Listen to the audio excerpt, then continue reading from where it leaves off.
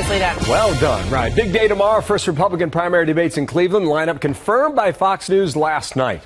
These 10 candidates on screen will take center stage at 9 p.m. Eastern Time. Change it one time. These 7 candidates face off earlier in the day at 5 o'clock Eastern Time, and Martha and I will manage that hour. Sean Spicer is the RNC Communications Director. He's live in Cleveland already. And Sean, good morning to you. And thank you for joining us now. Good morning. You've taken Good morning, Bill. You've taken some hits for the process. Some folks have given you a lot of compliments. I mean, how do you think at the RNC this has turned out now?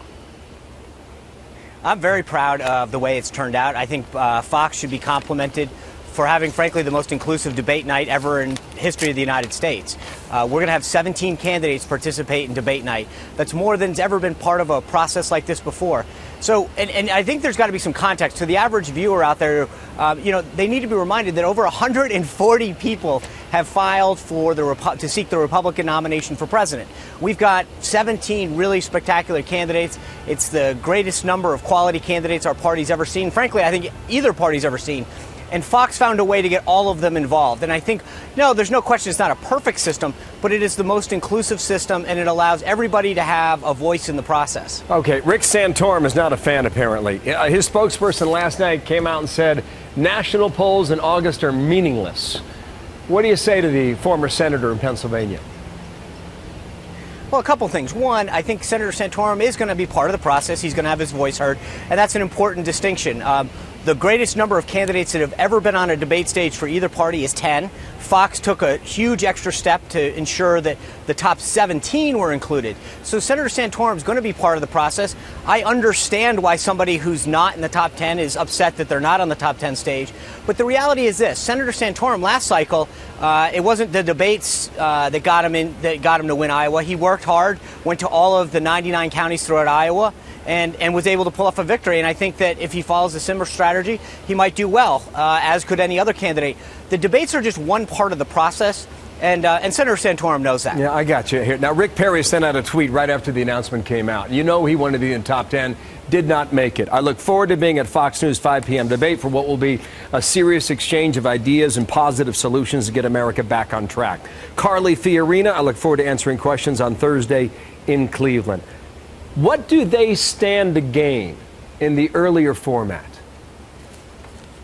Well, I think there's a lot. I think that there's an opportunity to, there's fewer of them, so they probably have more opportunity to expand on their views. There's less of an idea of taking somebody down. I think when you've got a couple front runners, the people who are maybe 8, 9, or 10 want to take down number 1, 2, or 3. I think the folks on the earlier debate are really an opportunity for themselves to shine, to get their personal ideas out there, to maybe introduce themselves to viewers in a much different way. So there's a different dynamic at hand, and it could be extremely beneficial. Bloomberg did a poll. I don't know if you saw this or not, but they went out and asked voters whether or not they approve or disapprove of the plan for the first debate. 71% say they're cool with the rules, and we're going to go through all those rules tomorrow when we are in Cleveland. With regard to Donald Trump, he says, as long as the RNC is cool with me, I will be cool with them. Where is that relationship right now? It's cool. I think, look, at the end of the day, our job is to be a fair and equitable partner to all of these candidates, to treat them all fairly, to ensure that we set a series of rules out and that everybody has a fair shot at winning the nomination.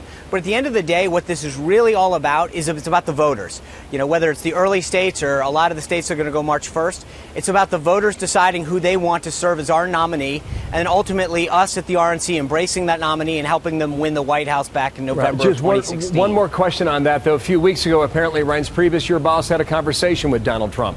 Did Reince Priebus tell him they would back off, or they would be cool, is the word we're using right now? No, Chairman Priebus speaks to all the candidates.